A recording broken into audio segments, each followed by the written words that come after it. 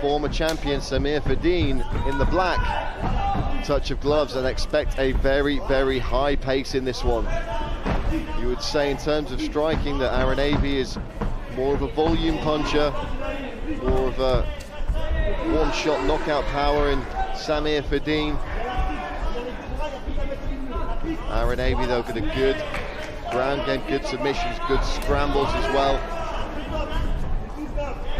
Both of these guys can go and go and go. There you go, there's the level change, the shot, picks his man up, very nicely done. Immediately in the side control, you see that big bridge attempt, you know, that is something where you're just trying to muscle your opponent off of you. It's not a technical move there, so, and sometimes that could be enough. You don't expect, a lot of the time, you don't expect someone to try and defend the side control like that, so sometimes it can get you by surprise. So Aaron doing a great job of stabilizing this position, and look how he's controlling the left arm of Samir with his head. If he wants to, he could drive towards his opponent's head, you know, drive his arm up and try and actually lock off a head and arm choke from here, which he's definitely thinking about doing. I think soften up the side of his opponent and possibly look to then push his opponent's leg down and pass directly into mount. He does have an arm triangle on his record. A few years back now against Sam Halliday. And you know, talking about this head and arm choke, you might be thinking, well, why isn't he going for it right now? It's a really good position, and what can happen is your opponent's going to be very, very strong in this arm because he feels the threat of the head and arm choke coming on. And what you can do is you can sit in the position, in a dangerous position, and not attack it. And what can happen sometimes is your opponent starts to relax that arm, and then you feel that relaxation, and then you attack it, and it's too late for them to defend. In this scenario, it hasn't happened, but that might have been one of the reasons why he was waiting a little bit, despite looking like anyway he was in a really strong position. You have to believe as well that Aby's corner and his team in the run-up to this one were looking at that Luke Shanks fight and seeing the gaps in the game of Samir Faiddine in terms of, you know, it was a takedown after takedown and long periods of ground control. Yeah, so we're in a very different position now. Faiddine has an underhook on that side, so this is a much stronger, you know, about as strong a position or a good a position off your back, really. If you're flattened out in side control, in half guard, sorry, the only saving grace you're going to have is that near side underhook, because it can allow you to turn towards your opponent and be underneath them on the legs. Aaron just doing a great job of passing into side control now. And he's looking to type a Kimura on the far side. He's got wrist control. He was thinking about it. He can still attack the Kimura if he wants it from half guard. Sometimes it can be an advantage to attack the Kimura from half guard because it stabilizes your opponent's hips. Samir doing a great job of regaining a close guard position now. This is a much better position because it takes away a lot of your opponent's abilities to attack. But what it doesn't do is take away your opponent's ability to strike. And that's one of the big differences, of course, that we see between MMA and pure grappling, is the close guard position is a happy place to be for a lot of grapplers. All of that changes when you start getting punched and elbowed. Some voice Gracie heel strikes to the back of the opponent there. Established 1993.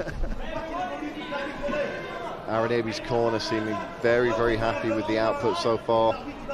Carl Prince of Manchester top team and Steve Nightingale in the corner as well there. I mean, it's a great first round for Aaron. Great first round. Nice elbows as well here from Aaron Aby. Really turning up the volume. Leon Roberts taking a close look at those, and I think Faiddine was saying, oh, okay, they're not landing, but talking to the referee in the middle of the fight is not what you want to be doing. You want to be finding a way to deal with those shots. You know, from this angle that we're seeing, it did not look like the shots were really making any connection. They were bouncing off, glancing off of the forearm. So sometimes you do have to turn to the ref and say, look, this may look bad, it's very dramatic, but actually I'm fine.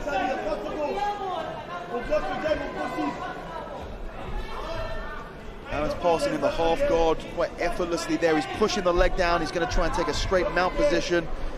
Samir doing a great job of locking those legs down to try and stop him from doing that. He does not want to find himself underneath. Now, we've got 10, 15 seconds left of this round. So this is probably where we're going to see the rest of this round go. A deep half guard sweep attempted. He manages to hit the sweep, but really no time to do anything with it. But maybe that's going to give him a little bit of confidence. A little bit of confidence getting into the second round there that he can hang on the ground. Yeah, got a couple of big shots in there and looked to be taking the grip of the neck. I think he may have just slightly nicked the forehead of Aaron Aby there. Not 100% sure, but certainly nothing worth worrying about too much. Let's take a look back at some of the action there from that first frame, and a great round it was for Aaron Aby. Nice takedown early on there, Dan. Yeah, perfectly timed as his opponent came towards him, changed level, managed to get his hands around the leg, pick his opponent up, and then just looked really, really good the entire time on top there. The only time he didn't look good was the last 10 seconds. I have a slight feeling that Aaron Aby knew that there was 10 seconds left in the round, and he sort of took his foot off the gas a little bit, lost a bit of focus, and he actually paid for it. So maybe that's going to wake him up and let him know that if he does start slipping a little bit, his opponent's going to be able to take advantage.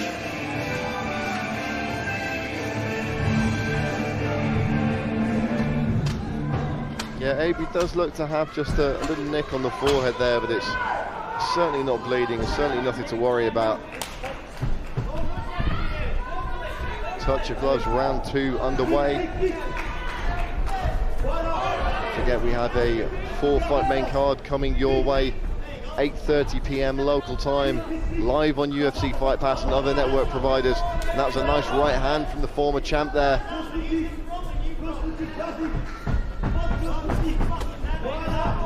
Got to wonder if that level change and that shot is coming from Aaron Aby.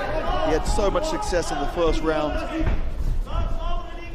Yeah, you've got to think it's a matter of when and not if that takedown attempt comes. You do not want to stand in front of Samir Faiddine. The few good moments he did have against Luke Shanks was when Shanks was seeming a little bit tired, and he had a few brief moments to stand in front of him and let go. And we know he's got power. We know he can do a lot of damage with his punches, kicks and knees. Yeah, beautiful body lock takedown. You see those hands double underhook position. What you do is you pull the lower back in and it stiffens up. You know, you get this hyperextension in the back and you can't really move. And beautifully done. And he finds himself on top in a butterfly guard position now. I expect him not to stay here for very long. He's going to posture up, or he's going to try and move around with the legs. He's going to try and pass into a half guard position, because from here, if you do really want to open up and start throwing strikes, there's the pass into half guard, because from butterfly guard, if you try and posture up and throw strikes, your opponent can just push you off with the legs. So half guard, a much better position, and if you can pass to a proper established half guard position without that shallow knee shield from the bottom leg, now this is a good position to strike from. And the legs of Samir, they're not very tight here, they're not super active. I think if he wanted to pass into mount, there's a good chance he could push down on that right leg of his opponent and pass directly into the mount position if he really wants to start dropping some nasty ground and pound.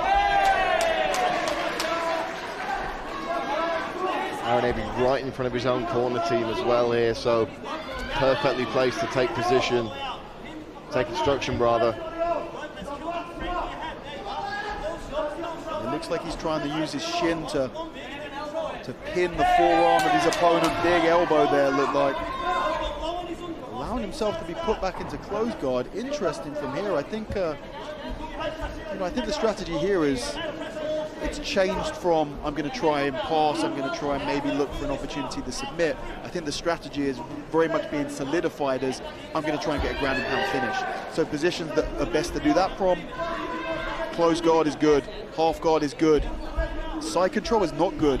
Mount is great, but it's also a risk getting there. Your opponent can move and escape. So if he just wants to grind this fight out, when you're going for the big, I want a ground and pound finish in the next 10 seconds, you want to be in mount. If you want to, I want a ground and pound finish, but I don't care if it comes in the next 7 minutes, half guard's a great position to be in. And who knows, the plan could have been just to replicate that Luke Shanks victory here and just grind him out over the full 3 rounds. So, we certainly know that Aby's got the cardio to do that. He came in and had that high-profile fight with Sam Creese. He lost that one in the first fight of his Cage Warriors deal. Maybe just getting the win here is key.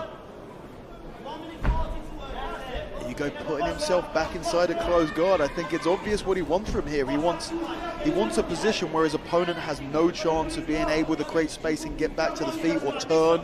This is, I think, something that you can do from half guard. You can't, because it's interesting that to put yourself back in the closed guard from half guard. I think it's, I don't want my opponent to be able to turn and face away from me. I want to keep his head pinned up against the fence, and I'm just going to, he's going to spend the rest of the minute, 10 seconds of this round. I'm going to continue throwing punches, throwing elbows. I'm going to stay inside this closed guard and have fun. And, you know, crucially, he is having fun, and he's putting the work in that's going to allow him to keep this position. He's not just hanging out there with his head in his opponent's chest.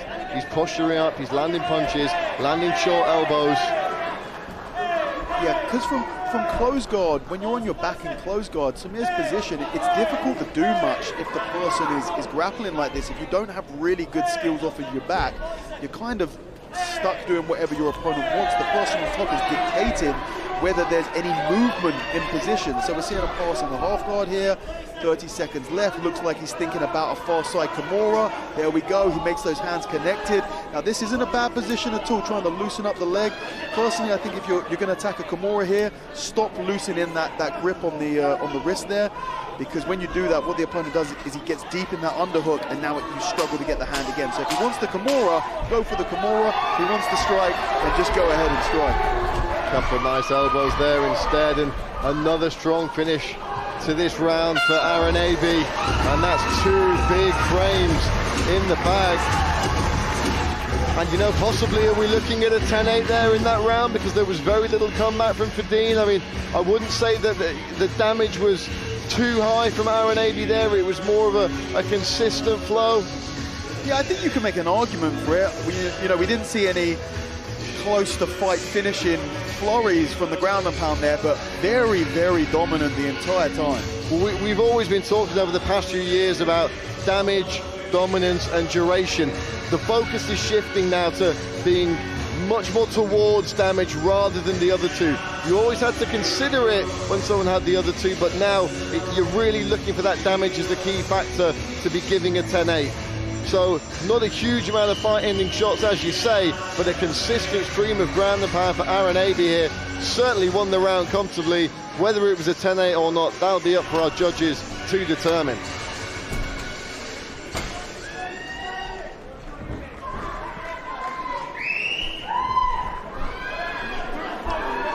Third and final round underway then. The former champ Samir Faiddine,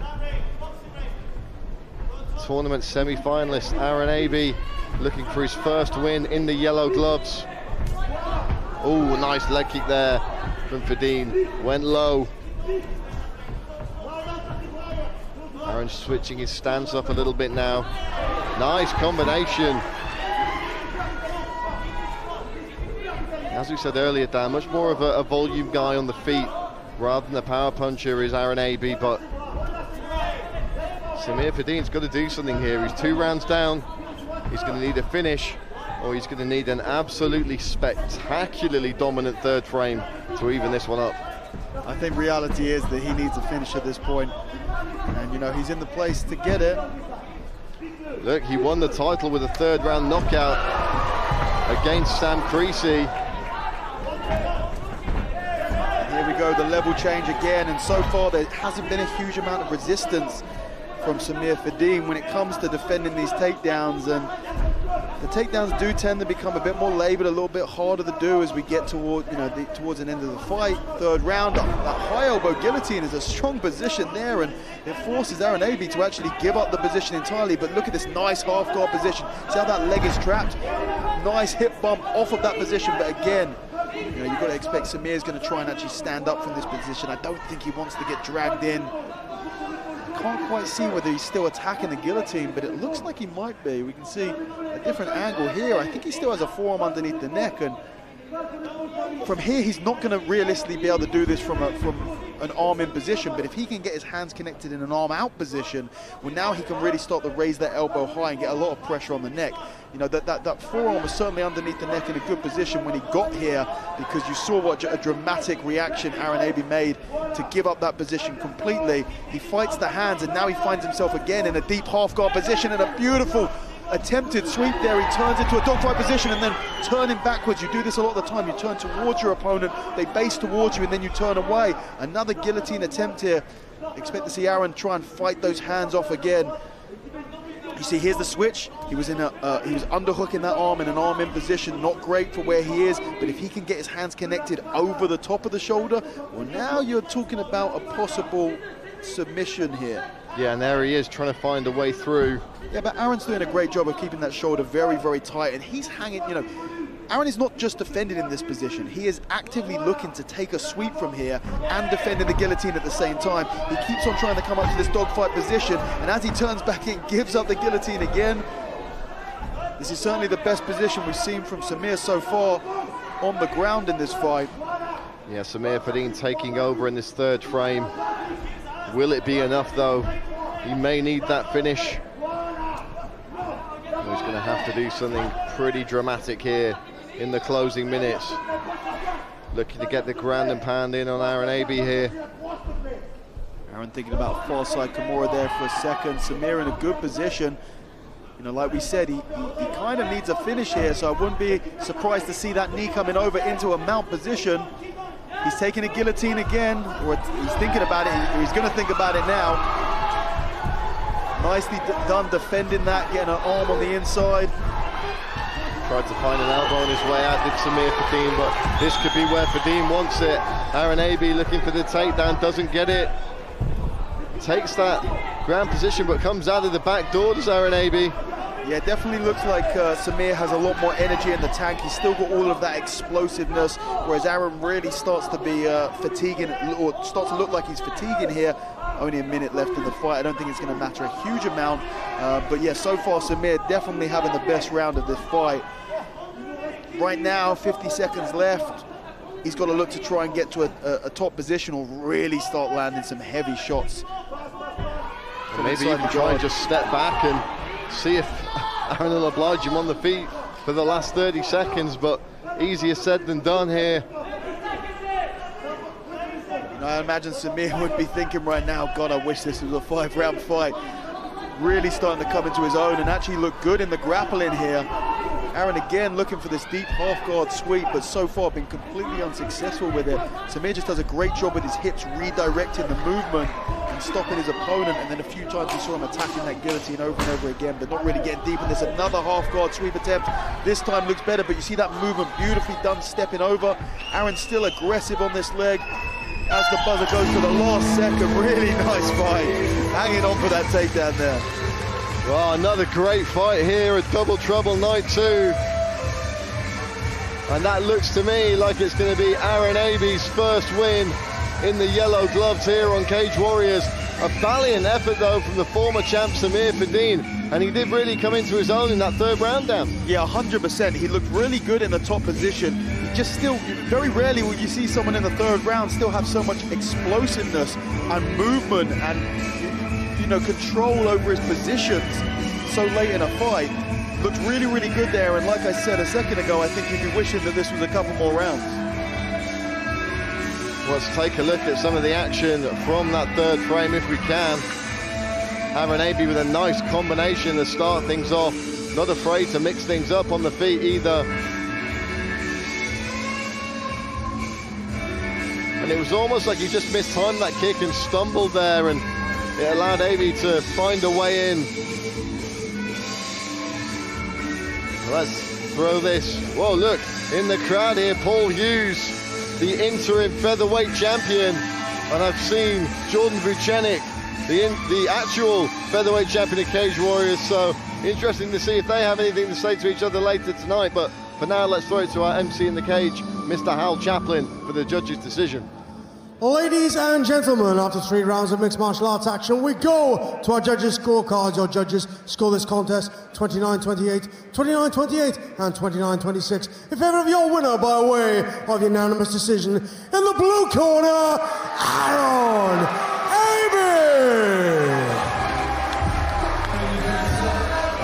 Well, there it is, folks, the first win in